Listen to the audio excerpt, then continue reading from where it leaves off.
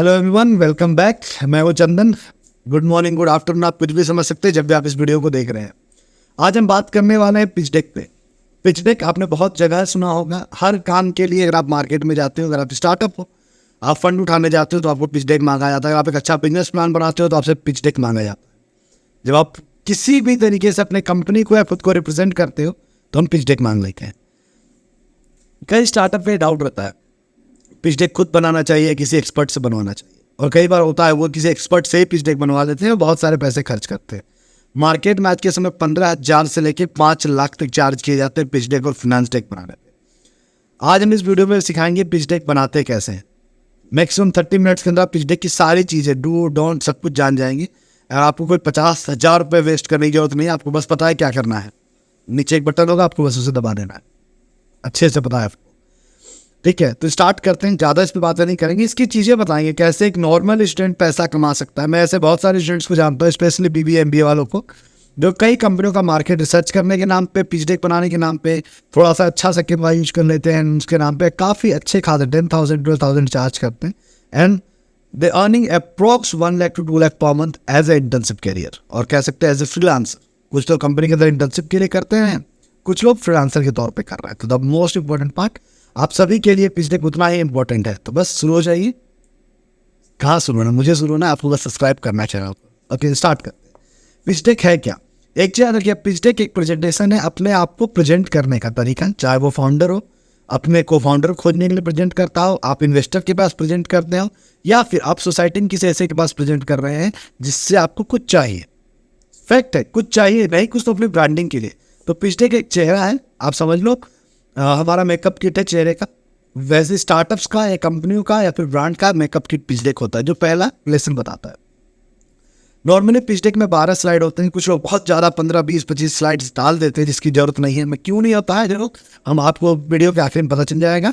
तो please slides पे बने रहिए, स्लाइड को फोकस करते रहेगा। तो 12 slide the most important part कहा जाता है पिच डेक का। एक पिच डेक प्रेजेंटेशन करने की कुछ टाइम्स होती है, ठीक है।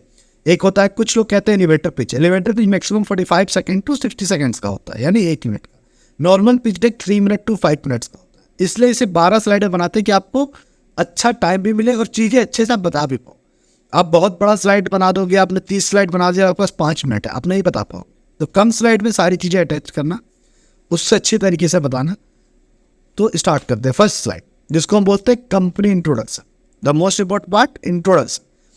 अब पहली स्लाइड में ऐसा नहीं कि आपने पूरा पिक्चर बना दिया, बहुत सारी चीज़ दिया, मेरी कंपनी ये भी करती, वो भी करती, डू डेन XYZ, कुछ नहीं करना है।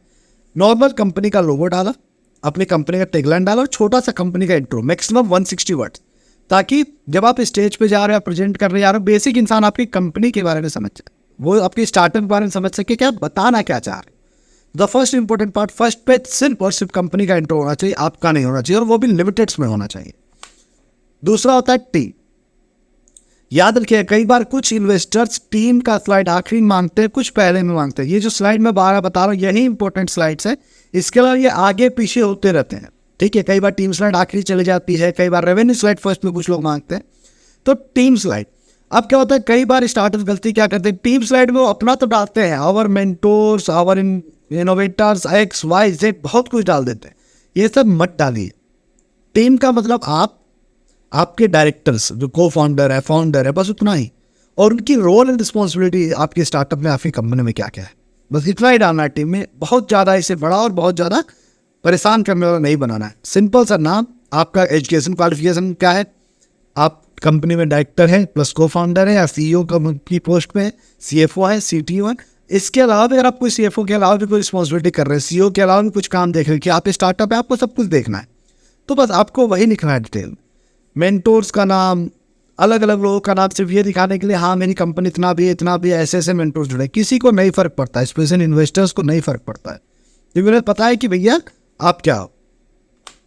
नेक्स्ट पार्ट आता है प्रॉब्लम स्लाइड। ये सिंपल समझ लो, कई लोग इसे प्रॉब्लम कहते हैं, मैं अपॉर्चुनिटी कहता हूँ इसे। प्रॉब्लम या अपॉर्चुनिटी क्यों, या मैंने ऐसे प्रॉब्लम क्यों लिखा, अपॉर्चुनिटी क्यों नहीं लिखी स्लाइड में, इसलिए लिखा कि आपको समझाना था। प्रॉब्लम का मतलब होता है कि that problem try to solve, ठीक है। That problem you are try to solve, आप कुछ प्रॉब्लम सॉल्व करने की कोशिश कर रहे हो। मैंने सोसाइटी में देखा कि हाँ, यहाँ डिजिटल मार्केटिंग की बहुत ज़रूरत है, या फिर स्टार्टअप हैं उनके पास अच्छी कंपनियां नहीं हैं, या मुझे लगता है कि डिजिटल पेमेंट होता तो बहुत कुछ अच्छा हो सकता था। ठीक है, तो किसी कंपनी ने डिजिटल पेमेंट बना दिया, उसमें एक अपॉर्चुनिटी है कि ना मार्केट में ये चीज़ें मिस थी, उसको हम ऐड कर सकते हैं। बट याद रखिएगा, कभी भी आप प्रॉब्लम साइड लिखते हैं 3 और 5, एक नंबर याद रखिए 3 to 5, इससे ज़्यादा पॉइंट्स नहीं होने चाहिए। कई स्टार्टअप्स में देखता हूँ बहुत सारे पॉइंट भर देते हैं एकदम। मैंने एक स्टार्टअप में उसने 12 पॉइंट दिए थे कि इतनी प्रॉब्लम है और इसका हम सोल्यूशन बना रहे हैं। ऐसा मत करिए कि वो बिल्कुल स्लाइड खराब सा लगे। प्रॉब्लम बेसिक क्या क्या है इसको लिखिए, और कोशिश करिए वर्ड्स में लिखने का भी, फोटोज हो वर्ड्स हो। जैसे फोटोज में क्यों कह रहा हूँ, आप समझो आप किसी शहर में घूम रहे हो, ठीक है, आप बाहर निकलते हो, आप पोस्टर्स देखते हो, आप रुक के कंटेंट पढ़ते हो, आप पोस्टर देख के समझ जाते हो, क्योंकि पोस्टर कम कंटेंट पे लिखा होता है। तो the most important part problem slide. Second slide आता है सोल्यूशन।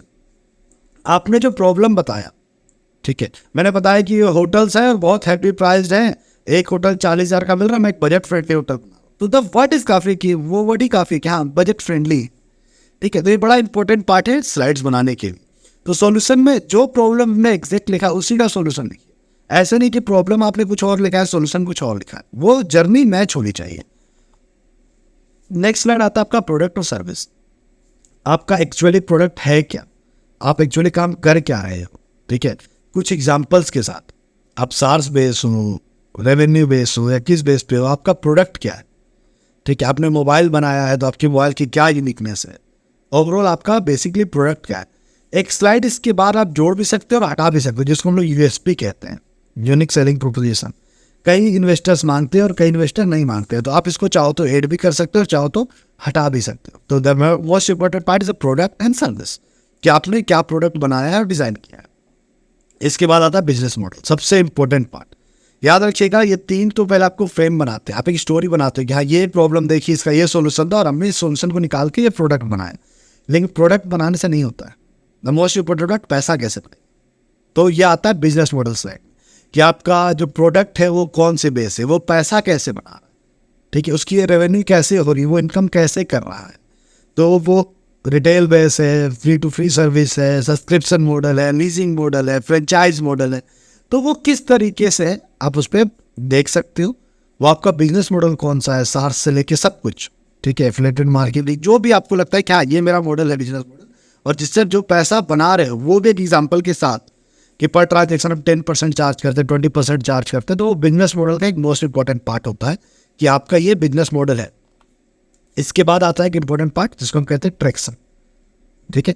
ट्रैक्शन का मतलब होता है जब आपकी कंपनी आपने बनाई, जब से बनाई तब से आज तक, या फिर आइडिएशन स्टेज में भी थे, तो आप कितने लोगों से मिले, क्या बातें करी, क्या नहीं करी, कितने कस्टमरों ने लिया, क्या फीडबैक लिया, total number of customer, total volume of sale, कितना पैसा बनाया, कितना नहीं बनाया, सब कुछ इस स्लाइड में आता है। आप इसको एक्सेल शीट के थ्रू भी कर सकते हैं मर्ज, और फिर नॉर्मल भी आप चाहे तो एज ए मैट्रिक्स दिखा सकते हैं क्या हमने इतना इतना रेवेन्यू किया है या अर्न किया है। तो ये आपका एक ट्रैक्शन स्लाइड आता है। इसके बाद एक आता है टोटल मार्केट साइड, जिसको बोलते हैं मार्केट। मार्केट स्लाइड का मतलब सिंपल सा समझ लीजिए कि आपका टेम कितना है, सेम कितना है, कैपेक्स क्या है, ओपेक्स क्या है, आपके हिसाब से टोटल मार्केट कितना बड़ा है, और अभी आप कितना मार्केट कैप्चर करना चाह रहे हो। डू समथिंग आप बता भी सकते हैं क्या टोटल मार्केट 100 करोड़ का है, हम 10 करोड़ अभी कैप्चर करना चाह रहे हैं। तो आपका पूरा मार्केट साइज ग्लोबली भी चाहो और चाहो तो नेशनल वाइज भी आप रख सकते हैं, अपने हिसाब से उसको डिज़ाइन करके आप बना सकते हैं। तो मार्केट स्लाइड आपके लिए इंपॉर्टेंट रोल प्ले करता है, जो बड़ा इंपॉर्टेंट पार्ट है आपके लिए। इसके बाद एक इंपॉर्टेंट स्लाइड आता है जो कई स्टार्टअप्स हटा देते हैं, कंपटीटर स्लाइड। कई लोग कंपटीशन भी कहते हैं, इसलिए मैंने कंपटीशन भी लिखा है। आपको ये बात समझनी होगी कि एज ए स्टार्टअप कोई भी प्रोडक्ट इनोवेटिव नहीं होता, या कहो तो सारे प्रोडक्ट इनोवेटिव होते हैं। अब ये थोड़ा सा आपको लगेगा कि मैंने इतना ऐसा बनाया और ये क्या है, कोई प्रोडक्ट इनोवेटिव नहीं होता। देखो that's the important part. As a competitor की जब हम बात करें तो हमारा कंपटीटर में नहीं 100%, वो हमारा डायरेक्ट कंपटीटर नहीं हो सकता, बट वो हमारा इनडायरेक्ट कंपटीटर हो, ठीक है। तो हम उससे कितना इनोवेटिव अलग है ये बताना कंपटीटर स्लाइड का काम। तो इस स्लाइड में आपको डालना पड़ता है कि हाँ ये हमारे डायरेक्ट कंपटीटर्स हैं और ये हमारे इनडायरेक्ट कंपटीटर्स हैं। मैंने क्यों कहा इनोवेटिव नहीं, मैंने इसलिए कहा क्योंकि हो सकता है जैसे एग्जाम्पल था, रेपिडो ने एक बाइक टैक्सी बनाई, उसे लगा वो अलग है, कोई कंपटीटर नहीं है, बट उसका इनडायरेक्ट कंपटीटर बेस्ट देते हैं, लाइक ओला, उबर। उनको कुछ समय लगा, सिर्फ कुछ समय लगा अपने आप को बाइक टैक्सी में लाने के लिए। सारा इनोवेशन उसका उन्होंने एक बार को कॉपी करना है, उनके लिए इनोवेटर जीरो, इनोवेशन खत्म हो गया। तो द मोस्ट इंपॉर्टेंट पार्ट, अगर आपका इनोवेशन है और आपको लगता है कि आपके पास है, तो आपको अपने दोनों कंप्यूटर पर फोकस करना होगा। आपके डायरेक्ट कंप्यूटर्स कौन भी है और आपके इनडायरेक्ट कंप्यूटर्स कौन है, और उसको एक अच्छी तरीके से आप दिखा सकते हो कि कौन बजट फ्रेंडली है, कौन इजी टू एक्सेस है, किसका UI UX अच्छा है, सब कुछ आप मेंशन कर सकते हो। तो that's a part of computer slide. Next slide आता है फिनांस। फिनांस मतलब आपका करंट का स्टेटस, अभी आप कितना कमा रहे हो, ठीक है। आपका नेक्स्ट 4 ईयर प्लान क्या है, अभी आप कितना अपने इस साल और नेक्स्ट 4 साल में कितना करोगे। कई लोग 3 साल का मांगते हैं, कई इन्वेस्टर 5 साल का मांगते हैं। ये डिपेंड ऑन इन्वेस्टर होगा आपको कितने स्लाइड पे कितने ईयर का प्लान करना है। प्लस आपका कैपेक्स कितना है, आपका ओपेक्स कितना है, आपकी कंपनी क्या ग्रो कर रही है, आपका पूरा फिनांस का मैट्रिक्स आप इस पर डाल सकते हो। अब मैट्रिक्स डालने का मतलब मैट्रिक्स डालना पूरा एक्सेल शीट पर चिपका देना कि एक कस्टमर से इतना है तो 100 कस्टमर से इतना आएगा। एक मैट्रिक्स डालो क्या हमने इतना रेवेन्यू किया है और हम इतना रेवेन्यू कर रहे हैं, इसमें इतना प्रॉफिट इतना लॉस, XYZ जो भी आप डालना चाहते हो इज अ फिनांस साइड। इसके बाद आता है इन्वेस्टिंग। इन्वेस्टिंग साइड का मतलब होता है कि आप कितना फंड रेज करना चाह रहे हो। मुझे इन्वेस्टर से फंड रेज करना, मैंने कहा मुझे 1 CR रेज करना, तो 1 CR किस तरीके से ले रहा हूँ, मैं इक्विटी बेस्ड पैसा ले रहा हूँ, मैं डेप्ट बेस्ड पैसा ले रहा हूँ, मैं RBF पे ले रहा हूँ, या किसी और तरीके से convertible note, safe note, XYZ कुछ भी, ठीक है। लोन वोन लेना है तो किस बेस पे लूँगा, और लेने के बाद भी एग्जिट प्लान क्या क्या हो, ठीक है। कि मैंने आपसे पैसा ले नेक्स्ट 3 ईयर के लिए, 5 ईयर के लिए, तो मेरा एग्जिट प्लान ये है। तो द मोस्ट इंपॉर्टेंट पार्ट जो भी इन्वेस्टमेंट की स्लाइड है, इस पर आपको रखना पड़ता है कि हाँ हम आपसे पैसा तो लेंगे, उस पैसे को मार्केटिंग और यहाँ यूज करेंगे, प्लस इतना रुपये इस बेस पे लेंगे। 1 करोड़ रुपये इधर इक्विटी बेस ऑफ 10% इक्विटी, या 1 करोड़ रुपीज़ फॉर 5% इक्विटी, जो भी आपको लगता है। या 1 करोड़ रुपीज़ हम रेस करेंगे आपसे, 50 lakh on equity and 50 lakh on डेब्ट, आप वो भी यहाँ लिख सकते हैं। एंड आप चाहो तो अपना यूजेज भी लिख सकते हैं कि हम अपना फंड जो है 20% मार्केट में यूज करेंगे, 30% अपना ऑपरेशन में यूज करेंगे, जो भी आप चाहें डाल सकते हो। तो is the full major part of investors. And then आपका कॉन्टैक्ट डिटेल यहाँ हम अपना डाल सकते हैं अगर आपको लगता है कि we are incubated this we are mentors in this, और लास्ट में कॉन्टैक्ट और थैंक यू, ठीक है। थैंक यू, कॉन्टैक्ट नोट, सब कुछ अपना डाल सकते हैं। चाहो तो एक स्लाइड यहाँ पे बढ़ा भी सकते हो, चाहो तो ना बढ़ाओ, ज़्यादा अच्छा होगा, छोटा छोटा डाल सकते हैं उनका, ठीक है। क्योंकि इन्वेस्टर आपसे देखने नहीं आता है ना, मेंटोर आपका देखने आ रहा है कि हाँ हमारा नाम इसमें डाला कि नहीं डाला। But the most important part, आप इस जगह चाहो तो डाल सकते हो, we are supported by this, नीचे थैंक यू का छोटा सा मैसेज। ये आपकी 12 स्लाइड काफ़ी है आपके स्टार्टअप्स को दुनिया के सामने प्रेजेंट करने के लिए। लेकिन इसमें सबसे बड़ी गलतियाँ क्या होती है, हम इस पर बात करेंगे। तो आज नेक्स्ट बात करते हैं do and don't pay. The most important part अब स्टार्ट हुआ है, तो उसको अच्छे से देखना और समझना। कोई भी पिच डेक जब हम प्रेजेंट करते हैं तो सबसे इंपॉर्टेंट पार्ट क्या होता है, उसे बताना। उसे ऐसा बताना है कि लोग इमोशंस के साथ आपसे कनेक्ट हो, ठीक है। हम गए खड़े करके आ गए, ऐसा कुछ नहीं होता है स्टार्टअप। आपको सिर्फ रट के नहीं जाना है, आपको एक अच्छी स्टोरी सुनानी। याद रखिए, लोगों को स्टोरी सुनना बहुत पसंद। आप एक स्टोरी बताने, आपने क्या सोच के स्टार्ट करा, क्यों स्टार्ट करा, कैसे स्टार्ट करा, आज कितना कमा रहे हैं। क्योंकि हर किसी को स्टोरी सुनना पसंद होगा, बचपन में आपको भी होगा, हमें भी है, विचार सभी को होता है। कहानियाँ सुनना, दोस्त के किस्से सुनना, अरे यार ऐसा कर दिया भाई। तो स्टोरी एक इंपॉर्टेंट रोल प्ले करते हैं। दूसरा होता है कि अपने स्लाइड पे फोकस रखना, ठीक है। बहुत ज़्यादा अतरंगी वाली स्लाइड है, पहली स्लाइड कहीं और जा रहा, दूसरी स्लाइड कहीं और जा रहा, प्लस वो एक आइडिया की फेम पे चले, ना कि हमने फर्स्ट स्लाइड में बोला हम ये करेंगे, सेकेंड स्लाइड में कुछ और है, फंड बनाने का पता चल रहा पैसा किसी और तरीके से बना रहे। तो वो कनेक्शन हटना नहीं चाहिए, वो एक रिदम चलनी चाहिए कि आज जो स्टार्टअप्स के साथ रिदम चल रही, वो उसी के साथ चलते रहना चाहिए। तो वो बड़ा इंपॉर्टेंट पार्ट है कि हर कोई सेम पेज पे रहे हमेशा, ठीक है। वो आगे पीछे ऊपर नीचे नहीं होना चाहिए। प्लस एक चीज़ हमेशा रखिएगा, फर्स्ट इंप्रेशन बड़ा इंपॉर्टेंट होता है स्टार्टअप इंडस्ट्री, ठीक है।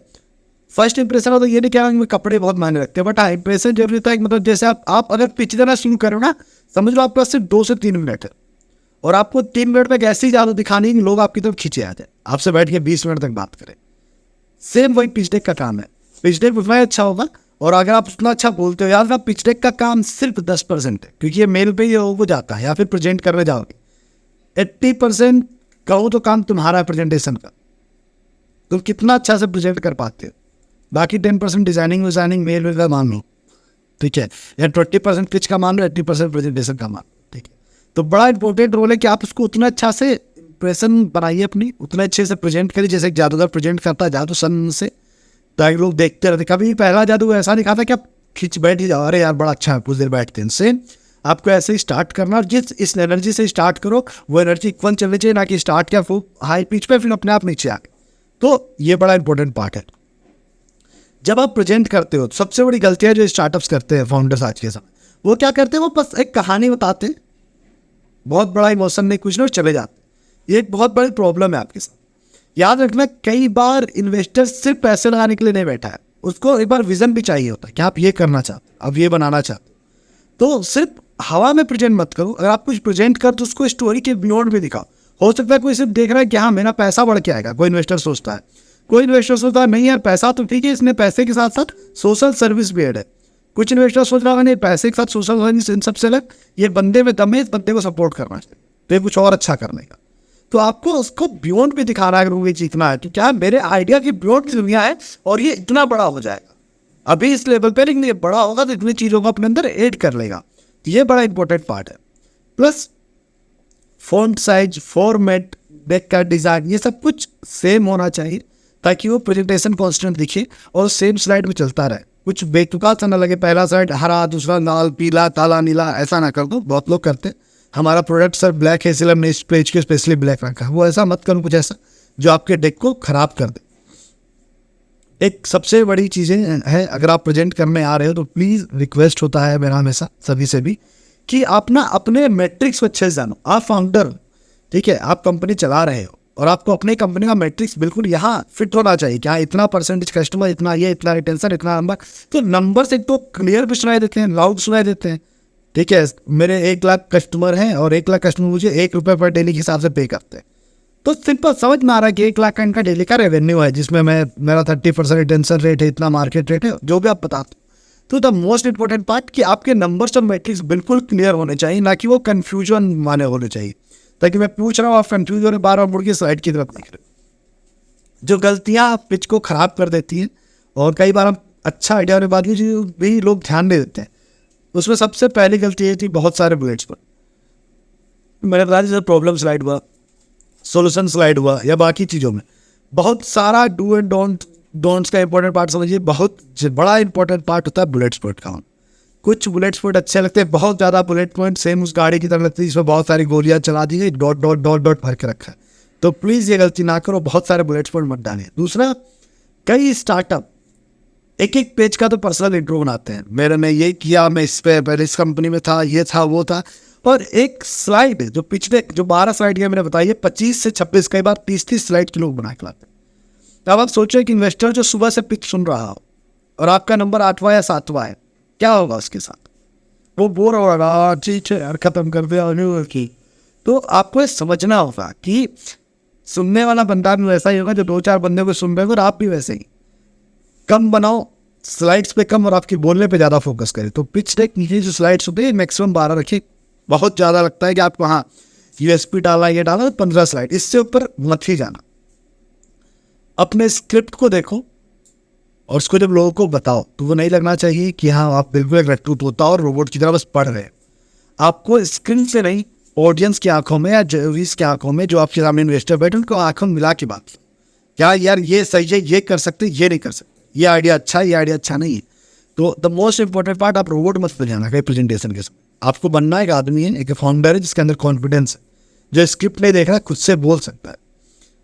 टेक्स्ट को बहुत ज़्यादा मत भरो क्योंकि वो फोटोज़ खराब करता है, आपके फ़ॉन्ट को ख़राब करता है। अब आप मान लो कि स्क्रीन में प्रेजेंट करने के आपने बहुत फ़ॉन्ट यूज़ किया, बहुत बड़े बड़े डिफिनेशन लिखे, एक स्क्रीन में कोई बंदा आपकी डिफिनेशन पढ़ने के लिए बार बार झुक के तुझे देख रहा है, हाँ यार डिफिनेशन सही है नहीं है, मत करो ऐसा।